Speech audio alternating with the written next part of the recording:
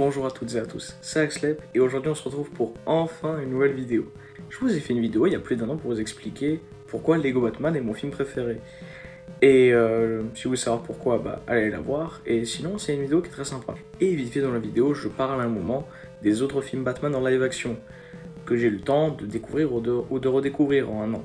Mais s'il y a bien une question qui est intéressante à se poser par rapport à ça, c'est qui incarne le mieux Batman en live action.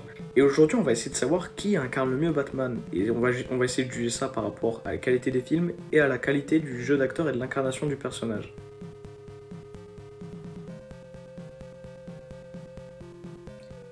Quoi? Non, je voulais juste te rappeler que j'existais, comme ça je peux intervenir sans te surprendre.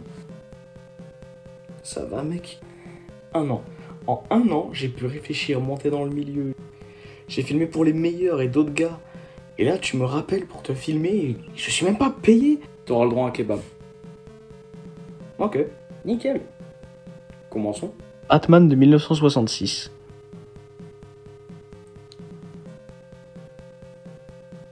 Batman de Tim Burton avec Michael Keaton. Alors, il joue bien, très bien, et Jack Nicholson était le choix parfait à l'époque pour incarner le Joker. Pareil pour sa suite, avec Danny DeVito pour le Pingouin, mais il y a une chose qui se passe quand je regarde Batman et Batman le défi, et j'arrive pas à mettre le doigt dessus. Je vous jure, j'essaye de chercher, mais... Ah, j'ai une vidéo de moi qui regarde le film.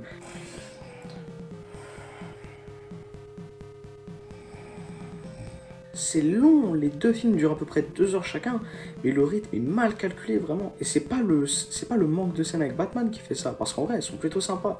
C'est juste que le rythme est vraiment mal fait. Donc pour résumer le tout, Batman de Tim Burton avec Michael Keaton, c'est des acteurs excellents. Une réalisation, bon c'est du Tim Burton, c'est très stylisé, c'est très gothique et fantaisiste, mais le rythme plombe tout. On passe au prochain. Batman Forever, réalisé par Joel Schumacher, et avec Val Kilmer. Pour ce qui est du Batman de Val Kilmer, il marche beaucoup mieux en tant que Bruce Wayne, et je l'imagine mieux en mec musclé que Michael Keaton. Et sinon, il y a le Jim Carrey. C'est un peu biaisé, non? Plus sérieusement, si on enlève Jim Carrey du film, il reste des scènes pour promouvoir des jouets, de la sexualité faussement mature, et des bas de tétons. C'est charmant. Batman et Robin. Est-ce que vous avez vraiment besoin d'eux pour savoir que le film est nul? Par contre, George Clooney a certes l'air d'en avoir rien à foutre d'être là, mais le potentiel est là, et si James Gunn accepterait de reprendre d'anciens acteurs pour le prochain univers d'ici, j'adorerais qu'un George Clooney avec son très bon jeu d'acteur reprenne son rôle sous de bonnes mains. Mais bon, il se trouve que ce film, moisi, a voulu détruire mes rêves. Et c'est après ces deux échecs critiques et commerciaux que Warner décide de enfin faire des bons films plutôt que de privilégier la vente de jouets. Donc ils ont eu la magnifique décision de prendre Christopher Nolan pour s'occuper de la prochaine adaptation plus sombre, mature et surtout réaliste du Chevalier Noir, en commençant par le magnifique...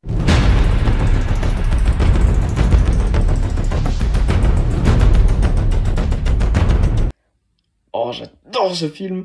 Donc, comme je le dis plus tôt, il fallait remonter la pente, et plusieurs projets furent considérés, dont un film Batman année 1 par Darren Aronofsky, adapté de l'excellent comics éponyme.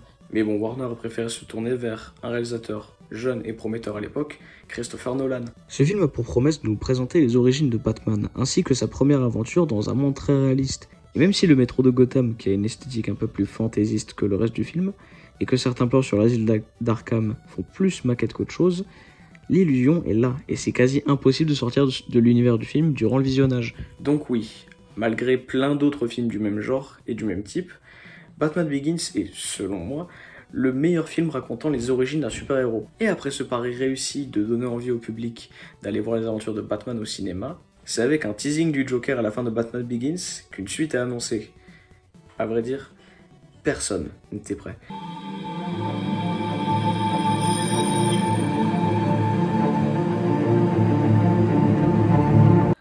Oh, c'est toujours aussi jouissif. The Dark Knight. Alors, je ne vais pas développer, non pas parce que j'ai la flemme, mais parce que des centaines de personnes l'ont très bien fait depuis sa sortie. Mais j'aimerais quand même parler des beaux visuels, du fait que les effets pratiques ont été priorisés aux effets numériques, de la performance légendaire d'Heath Ledger, des messages montrés, de la morale. Et je ne vais pas trop m'attarder sur The Dark Knight Rises non plus, parce que ce serait juste me répéter, et même si je comprends que la trilogie se soit arrêtée, et magnifiquement en plus, j'aurais tellement adoré un quatrième film, mais bon. je vous spoil pas, allez le voir si vous l'avez pas vu, c'est vraiment un très bon film. Même si on peut reprocher quelques scènes de combat qui ont l'air plus chorégraphiques qu'autre chose, Christopher Nolan a su imposer son style tout en adaptant Batman. Et si j'ai pas parlé de Christian Bale jusqu'à maintenant, c'est pour en parler maintenant. Ça c'est de la transition ça. Et c'est facilement une des meilleures interprétations du personnage. Et je pèse mes mots. Bien sûr, on peut retrouver chez Christian Bale ces fameux traits de jeu comme garder la bouche ouverte pour rien, mais il est taillé pour le rôle, physiquement et dans son jeu d'acteur. Il joue un Bruce Wayne se montrant excentrique mais tourmenté au fond, mais un Batman qui est plus un personnage de film d'action classique joué par Christian Bale, de la même manière que tous ces autres personnages de films d'action. Bref, une très bonne adaptation, mais pas totalement parfaite du personnage. En tout cas, passons à la suite, au prochain Batman, celui de Ben Affleck. Ce Batman me fera toujours de la peine. Il avait tellement de potentiel pour devenir le meilleur Batman, mais pour ça, il faut de très bons films.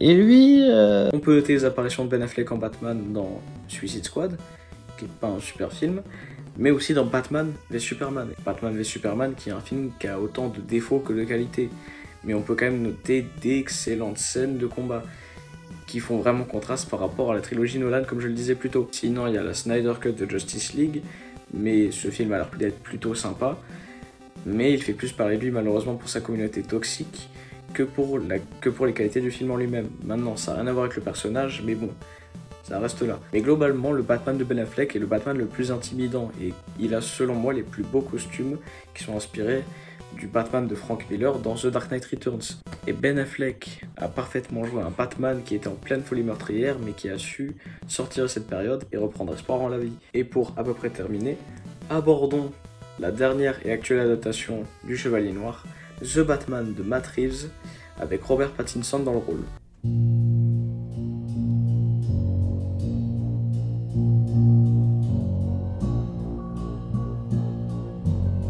Alors celui-là, j'ai mis très longtemps à avoir une vision claire sur cette adaptation.